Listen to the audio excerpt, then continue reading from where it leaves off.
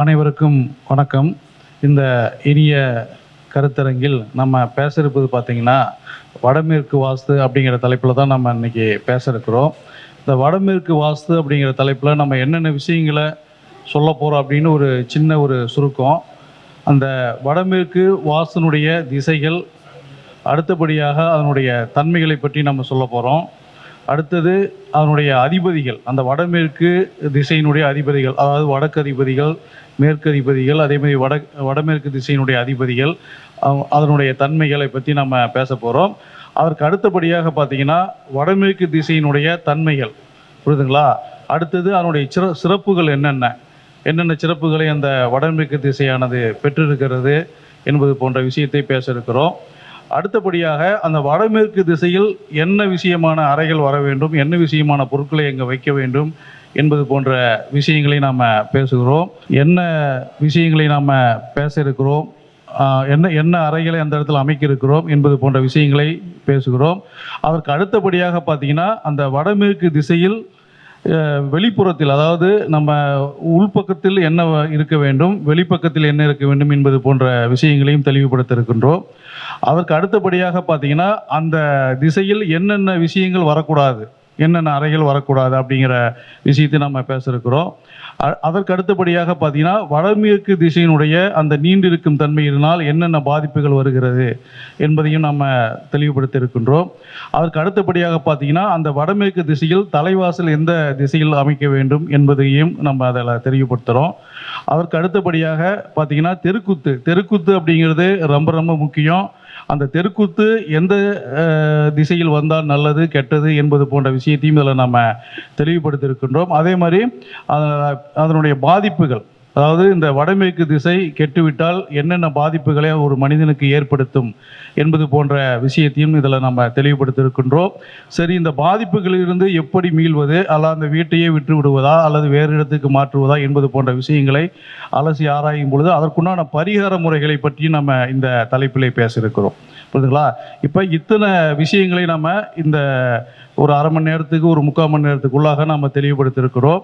ஆகவே இது வடமேற்கு திசை என்பது பார்த்திங்கன்னா ஒரு மனிதனை வாழ வைக்கும் திசை அப்படின்னு நம்ம சொல்லலாம். பொதுவாகவே இந்த வாஸ்து அப்படிங்கிறது என்னன்னு கேட்டிங்கன்னா அதனுடைய சின்ன ஒரு சுருக்கத்தை நான் சொல்லிடுறேன். வாஸ்து அப்படிங்கிறது ஐம்பூதங்களை நம்ம அந்த வீட்டில் நிலைநிறுத்த செய்வதற்குண்டான ஒரு தத்துவார்த்தமான ஒரு அமைப்பை ஏற்படுத்துவதற்குண்டான ஒரு விஷயத்தை தான் அந்த வாஸ்து செய்கிறது அந்த வீட்டில். அப்போ அந்த ஐம்பூதத்தை அதில் நிலைநிறுத்துவதை சரியாக நிலைநிறுத்துவோம் என்று சொன்னால் அந்த ஐம்பூதங்களுடைய பலன்கள் அதே மாதிரி அந்த வீட்டில் இருக்கின்ற உயிர்களுக்கு கிடைக்கக்கூடிய ஒரு வாய்ப்புகள் எல்லாம் இருக்கிறது. அதற்கு அடுத்தபடியாக பார்த்தீங்கன்னா வாஸ்து அப்படிங்கிறது ஒரு மனிதனை வாழ வைக்கின்ற ஒரு தன்மையை ஏற்படுத்துகிறது. புரியுதுங்களா? இதில் வாஸ்து அப்படின்னு பார்த்தீங்கன்னா நிறைய பேர் வாஸ்துல சும்மா சொல்கிறாங்க, இல்லை அது பொய் அப்படின்லாம் நிறைய பேர் சொல்லுவாங்க. இது நம்ம அதுக்குள்ளே நம்ம போக தேவையில்லை. ஏனென்று சொன்னால் வாஸ்து, இந்த ஜோதிடம், இது போன்ற பல்வேறு வகையான விஷயங்களை சித்தர்கள் தான் அது ஓலைச்சுவடிகளின் நூல்களாக எழுதி வைத்திருக்கின்றனர். நான் சித்த மருத்துவர் என்கின்ற முறையில் அந்த வாஸ்து எங்களுடைய சித்த மருத்துவ படிப்பில் அந்த வாஸ்து ஜோதிடம் எல்லாமே இருக்கிறது.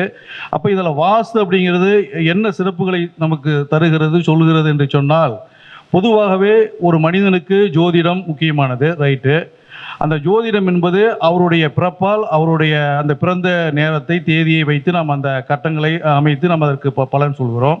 சரி, ஒரு மனிதனுக்கு அந்த கட்டங்களை அமைத்து பலன் சொல்லும் பொழுது ஒருவருக்கு நல்ல ஜாதகமாக இருக்கும், ஒருவருக்கு அந்த பலன்கள் கிடைக்காத ஒரு ஜாதகமாக இருக்கும். புரியுதுங்களா? இது நமது பிறப்பால் வருவது இந்த ஜாதகம் அப்படிங்கிறது. ஆனால் இந்த வாஸ்து அப்படிங்கிறது நம்மால் அது உருவாக்கப்படுவது. அப்போ அந்த பிறப்பால் வருகின்ற ஜாதகத்தை நம்ம பரிகாரம் அது இதுன்னு செஞ்சு நம்ம சில வகையான விஷயங்களையும் நம்ம சரி செய்து முயற்சித்தாலும் சில வகையான விஷயங்கள் தான் அது நம்ம ஒரு அதில் பரிகார விஷயமாக நாம் தேட முடியும். ஆனால் இந்த வாஸ்துவை நாம் சரியாக கையாண்டு அந்த வாஸ்து முறைப்படி அந்த வீட்டை கட்டினோம் என்று சொன்னால் அந்த ஜாதக அமைப்பில் இருக்கின்ற அந்த பிரச்சனைகள் கூட இந்த வாஸ்து அமைப்பில் நம்ம சரியாக கையாண்டோம் என்று சொன்னால் அதில் மாறக்கூடிய வாய்ப்பு இந்த வாஸ்துவில் இருக்கிறது. புரியுதுங்களா? அதுதான் சித்தர்கள் தெள்ள தெளிவாக இது ஒரு பெரிய சப்ஜெக்டாக வாஸ்து வச்சிருக்கிறாங்க. அதனால தான் எனக்கு ரொம்ப பிடிச்சி போய் இந்த வாஸ்து வந்து நம்ம வந்து எலாபரேட்டாக நம்ம அது சொல்லித்தரோம். எல்லாத்துக்குமே அது நம்ம கிளாஸாக கூட இருக்கிறோம். அதே மாதிரி வாஸ்து தான் நம்ம வந்து எல்லா இடத்துலையுமே நம்ம ஸ்பீச் கொடுத்துட்ருக்குறோம். புரியுதுங்களா? அப்போ அப்படிப்பட்ட வாஸ்துவை நம்மளால் அது உருவாக்கப்படுது. புரியுதுங்களா? நம்ம இப்போ ஒரு ஒரு விஷயம் அப்படின்னா நாம் அது நல்ல விஷயத்தை தான் நம்ம வாழ்க்கைக்கு தேர்ந்தெடுக்க போகிறோம். அது மாதிரி இந்த வாஸ்துவை நல்லதாக தேர்ந்தெடுத்து அந்த திசைகளை சரியாக நம்ம கையாண்டும் என்று சொன்னால் அதற்குண்டான பலன்களை நம்ம கண்டிப்பாக பெற முடியும். இதுதான் வாஸ்துனுடைய தத்துவம். அதற்கு அடுத்தபடியாக பார்த்தீங்கன்னா அதாவது நம்ம ஒரு இதே சொல்லுவோம். அதாவது ஜாதக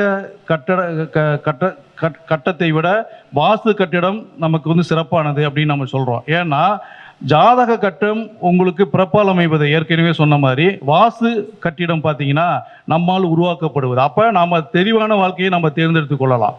அதனால் நீங்கள் ஒவ்வொருவரும் வீடு கட்டும் பொழுது, இதை பார்த்து கொண்டிருக்கின்ற அனைவரும் வீடு கட்டும் பொழுது உங்களுடைய உற்றார்கள் உறவினர்கள் யார் வீடு கட்டியிருந்தாலும் இந்த மாதிரி வாஸ்து விஷயத்தை நீங்கள் தெளிவாக எடுத்து கூறுங்கள். ஏனென்று சொன்னால் வாஸ்து ஒரு பக்கம் மக்களிடையே விழிப்புணர்வு ஏற்படுத்தாத ஒரு தன்மை இருக்கிறது. ஏனென்றால் அந்த காலத்திலெல்லாம் பார்த்தீங்கன்னா நான் சில விஷயங்களை இந்த ஸ்பீச்சில் சொல்ல போகிறேன்.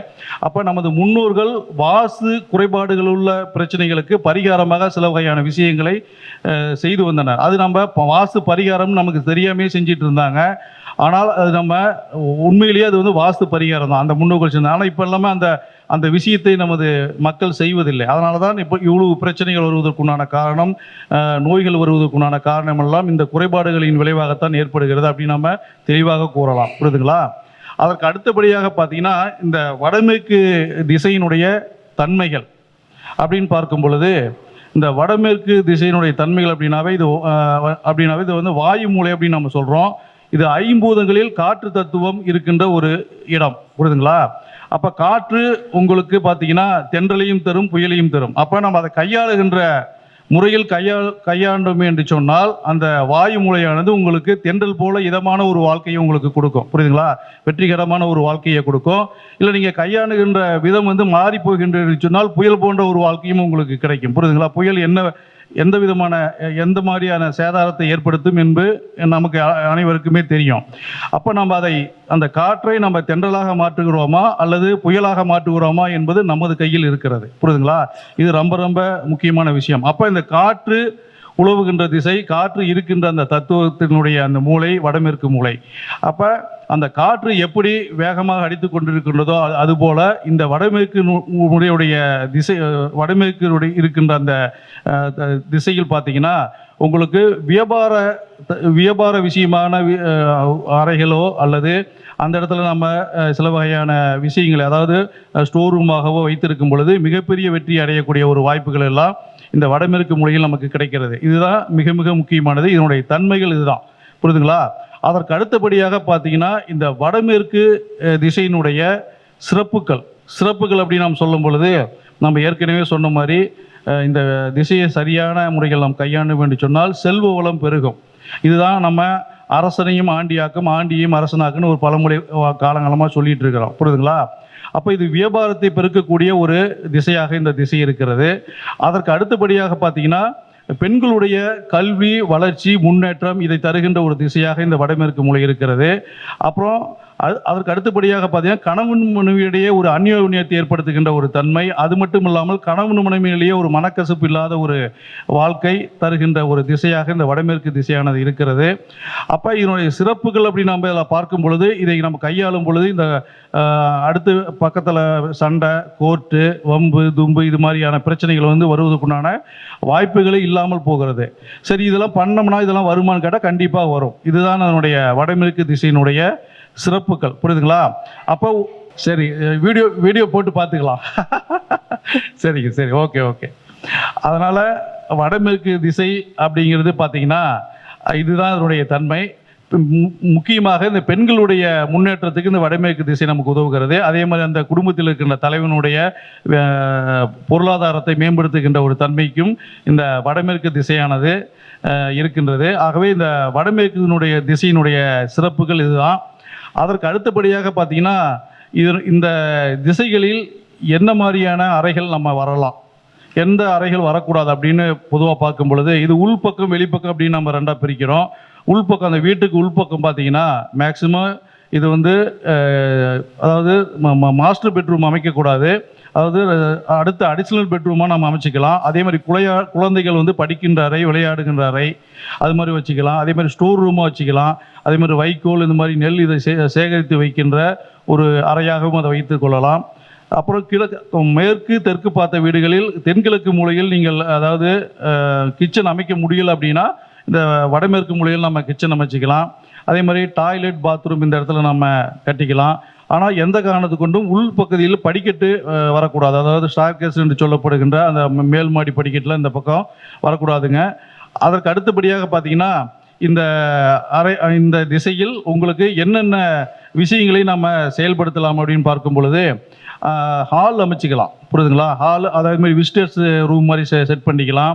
அப்புறம் 4 பேர்த்த கூட்டி வந்து அந்த இடத்துல பிஸ்னஸ் பேசுகிற விஷயத்தை நம்ம செய்யலாம். ஏன்னு இதை நான் சொல்கிறேன் அப்படின்னா, பிஸ்னஸ் அப்படிங்கிற விஷயத்தை சொல்கிறேன் அப்படின்னம்னா, இந்த திசையில் நீங்கள் வந்து ஒரு வியாபார தளத்தில் இருக்கின்ற ஒரு அறையோ நீங்கள் அமைத்து கொள்ளுகிறீர்கள் என்று சொன்னால் அந்த வியாபாரம் வந்து உங்களுக்கு பல மடங்கு பெருகும். புரியுதுங்களா? சரிங்க சார், இப்போ நாங்கள் ஒரு 10க்கு 10 ரூம் தான் வச்சுருக்கிறோம். அது வந்து எப்படி வடமேற்கு திசை நம்ம இது அந்த மூளை வடமேற்கு மூலையாக போய் அந்த இடத்துல உட்காந்து நீங்கள் அந்த பிஸ்னஸ் பேசி பாருங்கள். அந்த வியாபாரம் உடனடியாக உங்களுக்கு முடியும். அது பல்மடங்கு பெருகுகின்ற வாய்ப்பு இந்த வடமேற்கு திசையானது உங்களுக்கு கொடுக்கும். புரியுதுங்களா? அதற்கு அடுத்தபடியாக பார்த்தீங்கன்னா வெளியில் வடமேற்கு திசையில் வெளிப்பகுதியில் என்னென்ன விஷயங்கள் வரலாம் அப்படின்னு பார்த்தீங்கன்னா, நம்ம வீட்டில் வந்து வளர்ப்பு பிராணிகள் வச்சுருப்போம். அந்த வளர்ப்பு பிராணிகள் அதாவது நாய்கள் இருக்கின்ற ஒரு அறையாக வச்சுருக்கலாம். அல்லது மாட்டு தொழுவத்தை நம்ம அந்த இடத்துல அமைக்கலாம். அப்புறம் படிக்கட்டு, அதாவது அந்த வடமேற்கில் வந்து உள்பகுதியில் தான் நம்ம வந்து படிக்கட்டு அமைக்கக்கூடாதுன்னு நம்ம சொல்லியிருக்கிறோம். வெளிப்பகுதியில் வந்து கண்டிப்பாக படிக்கட்டு அமைச்சிக்கலாம். ஆனால் அந்த இடத்துல எக்காரணத்துக்கு கொண்டு பாத்ரூமு, டாய்லெட்டும் அந்த படிக்கட்டு கீழே போடக்கூடாது. அதுக்கு அடுத்தபடியாக பார்த்தீங்கன்னா அந்த இடத்துல செப்டிக் டேங்க் வடமூக்கு மூளையை ஒட்டி நம்ம போடாமல் கொஞ்சம் தள்ளி போட்டோம்னா அது வந்து சரியான இடம். புரியுதுங்களா? இது மாதிரியான விஷயங்களை எல்லாம் அந்த இடத்துல செயல்படுத்தி கொள்ளலாம். அதே மாதிரி கார் பார்க்கிங் அந்த இடத்துல வச்சுக்கலாம். ஏற்கனவே நம்ம சொன்ன மாதிரி அந்த மாட்டு தொழுவத்தையும் அதில் அமைச்சிக்கலாம். புரியுதுங்களா? இதுதான் அந்த வடமேற்கு மூலை அந்த வீட்டுக்கு வெளியிலே நம்ம அமைத்துக் கொள்ளுகின்ற அந்த இடமாக வைத்துக் கொள்ளலாம். புரியுதுங்களா? அதற்கு அடுத்தபடியாக பார்த்தீங்கன்னா இந்த வடமேற்கு மூலையில் என்னென்ன விஷயங்கள் என்னென்ன அறைகள் வரக்கூடாது அப்படின்னு பார்க்கும் பொழுது கண்டிப்பாக அந்த இடத்துல கிணறு இருக்கக்கூடாதுங்க, பள்ளம் இருக்கக்கூடாது, போர் போடக்கூடாது. அதே மாதிரி மாஸ்டர் பெட்ரூம் என்று சொல்லப்படுகின்ற அந்த கணவன் மனை உறங்குகின்ற அந்த அறையாக மேக்சிமம் அது இருக்கக்கூடாது. இது மாதிரி விஷயங்கள் எல்லாம் அந்த இடத்தில் நம்ம செய்யக்கூடாது. புரியுதுங்களா? ஏன்னா இதெல்லாம் நிறைய பேர் இடம் பற்றாக்குறையின் காரணமாக இது நிறைய வீடுகள்லாம் அப்படி செஞ்சுருப்பாங்க. அப்போ அதற்குண்டான பலன்கள் அவங்களுடைய வாழ்க்கையில் அது வந்து தெளிவாக தெரியும். புரியுதுங்களா? அப்போ இந்த மாதிரியான விஷயங்களே அந்த வடமேற்கு மூலையில் நம்ம வந்து அந்த அறைகளை செயல்படுத்தக்கூடாது. அப்புறம் அதற்கு அடுத்தபடியாக பார்த்தீங்கன்னா பீரோ வடமேற்கு மூலையில் சில பேர் வச்சுருவாங்க தெரியாமல். அதே மாதிரி பணம் வைக்கின்ற அந்த பெட்டி, இது மாதிரி விஷயங்கள் இதெல்லாம் வைக்காமல் பார்த்துக்கிறது ரொம்ப ரொம்ப நல்லது. புரியுதுங்களா? அதற்கு அடுத்தபடியாக பார்த்தீங்கன்னா வடமேற்கு மூலை சில பேர் இழுத்து நீண்டு இருக்கும். அந்த மாதிரிலாம் பிளாட்டை வாங்கி நம்ம நிறைய பேர் கட்டிடுவாங்க. அப்போ நீண்டு இருக்கும் பொழுது அதனுடைய பலன்கள் என்ன விஷயமாக என்ன கிடைக்கும் அப்படின்னு பார்த்தீங்கன்னா, பொதுவாகவே அந்த வீட்டில் வாழுகின்ற பெண்களுடைய முன்னேற்றம் வந்து தடைபடுங்க. அதற்கு அடுத்தபடியாக பார்த்தீங்கன்னா திருமணமாகாத பெண்களுக்கு திருமணம் வந்து அவ்வளோ சீக்கிரம் ஆகாது. அப்புறம் அவங்கள்ட்ட நம்ம பணம் கொடுத்து வச்சாலும் அந்த பணம் வந்து பெருகாது. அந்த பணம் வந்து அதிகமாக செலவழிக்கின்ற ஒரு சூழ்நிலை ஏற்படும், கடன் சுமை ஏற்படும் அந்த வடமேற்கு திசையானது உங்களுக்கு நீண்டிருந்தால். புரியுதுங்களா?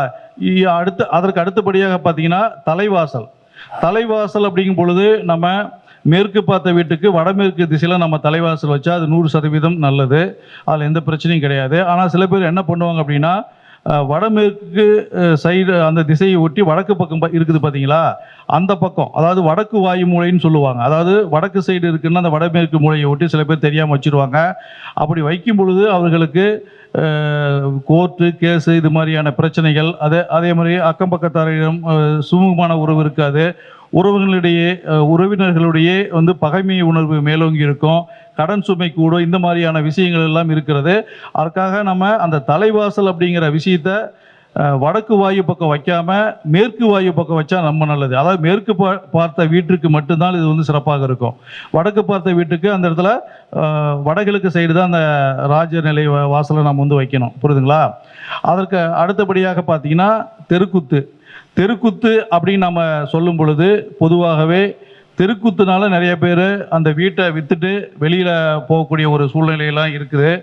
அப்போ அந்த தெருக்குத்து அப்படிங்கிறது நல்ல தெருக்குத்து அல்லது கெட்ட தெருக்குத்து அப்படின்லாம் நிறைய பேர் சொல்லுவாங்க. அந்த நல்ல தெருக்குத்து அப்படின்னு பார்க்கும் பொழுது இந்த வடமேற்கு திசையில் வடக்கு வாயு மூலையில் தெருக்குத்து வரும் பொழுது உங்களுக்கு அது கெடுதலான பலன்களை ஏற்படுத்தக்கூடிய ஒரு தன்மையினை அந்த வடக்கு வாயில் வருகின்ற அந்த தெருக்குத்தானது ஏற்படுத்தும். அப்போ என்னென்ன பிரச்சனைகளை அங்கே உண்டாக்கும் அப்படின்னு பார்த்தீங்கன்னா தீவிரமான ஒரு கடன் சுமையை ஏற்படுத்தும். அப்புறம் அந்த வீட்டை வந்து விற்கக்கூடிய ஒரு சூழலை கூட ஏற்படுத்தி விடும். புரியுதுங்களா? அப்போ அந்த தெருக்குத்து வராத இடத்தில் நம்ம அந்த வீட்டை கட்டுவது நல்லது. அப்புறம் அடுத்தபடியாக பார்த்தீங்கன்னா பயங்கரமான சண்டைகள், சச்சரவுகள், பிரச்சனைகள், அதே மாதிரி கணவன் மனைவியிடையே ஒரு பிரிவினை, கடைசியில் டைவர்ஸில் கூட அந்த மாதிரி தெருக்குத்து வந்துச்சுன்னா அந்த மாதிரி இடத்துல வீடு கட்டும் பொழுது டைவர்ஸ் பிரச்சனை கூட வரதுக்குண்டான ஒரு வாய்ப்புகள் எல்லாம் இருக்கிறது. அதே மாதிரி திருமணமாகாத கன்னி பெண்களுக்கு அவ்வளோ சீக்கிரம் இந்த மாதிரி இடத்துல வீடு கட்டும் பொழுது திருமணம் ஆகாது. இது மாதிரியான பிரச்சனைகள் எல்லாம் அந்த வடக்கு வாயு திசையில் தெருக்குத்து வரும் பொழுது உங்களுக்கு இந்த மாதிரியான பலன்களை வந்து கொடுக்கும். அதே மேற்கு வாயு பகுதியில் தெருக்குத்து உங்களுக்கு வரும் பொழுது பார்த்தீங்கன்னா இந்த பிரச்சனைகள் எல்லாமே உங்களுக்கு வந்து சால்வ் ஆகும். புரியுதுங்களா? இப்போ நான் சொன்ன அத்தனையுமே உங்களுக்கு ரெக்டிஃபிகேஷன் ஆகும்.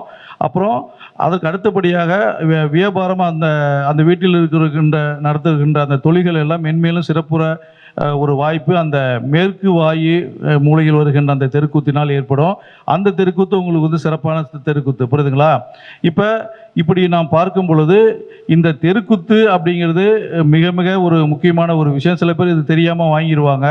எப்படி அப்படின்னா வடக்கு திசையில் வந்து நம்ம சரியான திசையை வந்து பார்க்காமல் அந்த காம்பஸ் கருவி வச்சு நம்ம பார்க்காம அது இந்த சைடு இருக்கா அந்த சைடு இருக்கான்னு சரியாக போவோம். அந்த பிளாட்டை வந்து சதிரித்து பார்க்கும்பொழுது தான் அதனுடைய திசைகள் வந்து சரியான முறையில் நமக்கு தெரியும். அப்போ தெரியும் பொழுது உங்களுக்கு அந்த வீட்டை வந்து வடக்கு திசை பார்த்து கட்டும் பொழுது உங்களுக்கு அந்த தெருக்கூத்து வந்தது அப்படின்னா உங்களுக்கு அது வந்து இப்போ நம்ம கெட்ட பலன்களை தான் உங்களுக்கு கொடுக்கும். புரியுதுங்களா? அப்போ நம்ம அந்த மாதிரி விஷயங்களை கொஞ்சம் கவனத்தில் கொண்டு இந்த தெருக்கூத்து இல்லாத ஒரு வீட்டை நம்ம வந்து கட்ட வேண்டும். அதனால் இப்போ மேற்கு வாயு தெருக்கூத்து எந்த பிரச்சனையும் கிடையாது. புரியுதுங்களா?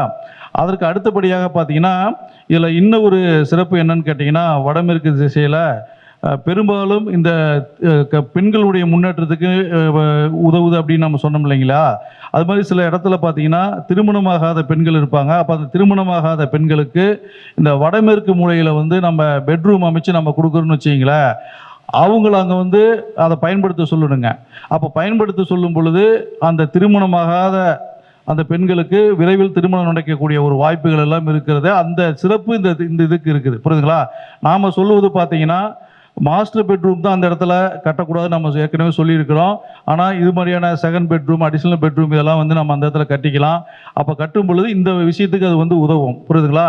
அதற்கு அடுத்தபடியாக பார்த்தீங்கன்னா வீட்டில் ரொம்ப அடங்காத பெண்கள் இருப்பாங்க. அதே மாதிரி அடங்காத ஆண் குழந்தைகள் இருப்பாங்க. அந்த மாதிரி பெண்களுக்கும் அந்த மாதிரி ஆண்களுக்கும் இந்த மாதிரியான வடமேற்கு மூலையில் அந்த பெட்ரூமை அமைத்து அதை அவர்களை பயன்படுத்தி சொல்லும் பொழுது அப்போ அவங்க சொல் பேச்சை கேட்கின்ற ஒரு தன்மையாக மாறுகின்ற ஒரு அமைப்பு இதன் மூலமாக நமக்கு கிடைக்கும்.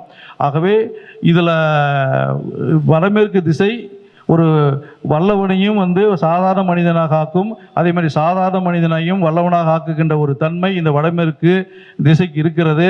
ஆகவே இந்த வடமேற்கு திசையை நம்ம சரியாக கையாள வேண்டும். அதற்கு அடுத்தபடியாக பார்த்தீங்கன்னா சரிங்க, இப்போ வடமேற்கு திசை நம்ம சொல்லிட்டோம், என்னென்ன இருக்கணும் என்னென்ன இருக்கக்கூடாது அப்படின்னு நம்ம சொன்னோம். இதற்கு மாறாக நம்ம வச்சா என்ன பிரச்சனைகள் வரும் அப்படின்னு பார்த்தீங்கன்னா பொதுவாகவே இதற்கு மாறாக வைக்கும் பொழுது கண்டிப்பாக ஆக்சிடென்ட் நடக்கக்கூடிய ஒரு வாய்ப்பெல்லாம் இருக்குதுங்க. புரியுதுங்களா? விபத்து ஏற்படக்கூடிய வாய்ப்பு இருக்குது. அதே மாதிரி இது வாயு அப்படிங்கிறது, அந்த வாயு மூளை அப்படிங்கிறது ஒரு மனித உடலில் காலை போன்றது. அதாவது இந்த நம்ம ரெண்டு கால் இருக்கு இல்லைங்களா, அதை போன்றது. அப்போ அந்த காலில் ஏதாவது விபத்து ஏற்பட்டு காலில் ஃப்ராக்சர் ஆகிறது, அடிபடுறது, இது மாதிரியான பல்வேறு வகையான பிரச்சனைகள் அந்த வடமேற்கு மூலை பாதிக்கப்பட்டால் உங்களுக்கு வந்து ஏற்படும். அதே அடுத்தபடியாக பார்த்தீங்கன்னா, தாங்க முடியாத கடன் சுமையை வந்து அது ஏற்படுத்திவிடும். அப்புறம் நீங்கள் எந்த மாதிரியான தொழில்கள் அந்த இடத்துல நடத்தினாலும் சரி, அந்த தொழில்கள் வந்து மென்மேலும் வளர்ச்சி அடையாது. வளர்ச்சி அடையாமல் உங்களுக்கு வந்து வீழ்ச்சிக்கு கொண்டு போகக்கூடிய ஒரு காரணமாக இந்த வடமேற்கு திசையானது அமையும். அப்புறம் பார்த்தீங்கன்னா, பெண்களுடைய அந்த முன்னேற்றம் பொதுவாகவே ஒரு விஷயம் சொல்லுவாங்க, இந்த வடமேற்கு திசையில் வடமேற்கு திசை சரியாக அமையலை அப்படின்னா, அந்த வீட்டில் இருக்கின்ற அந்த பெண்கள் வந்து காதல் திருமணம் செய்யக்கூடிய ஒரு வாய்ப்புகள் எல்லாம் இருக்கிறது, அவங்க பேரை கெடுக்கக்கூடிய ஒரு வாய்ப்புகள் எல்லாம் இருக்கிறது அப்படின்னு கூட இந்த வடமேற்கு திசையில் ஒரு கருத்து நிலவுகிறது. அப்போ அந்த மாதிரியான விஷயங்களும் இதில் நடக்கக்கூடிய ஒரு வாய்ப்புகள் எல்லாம் இருக்கிறது. அப்படி அந்த வீட்டில் காதல் திருமணம் நடக்கவில்லை என்று சொன்னாலும் அதில் அந்த பெண்கள் வந்து அதாவது அப்பா அம்மாவை விட்டு வெளிநாடு பிரிந்து போகின்ற ஒரு வாய்ப்பு இருக்கும்.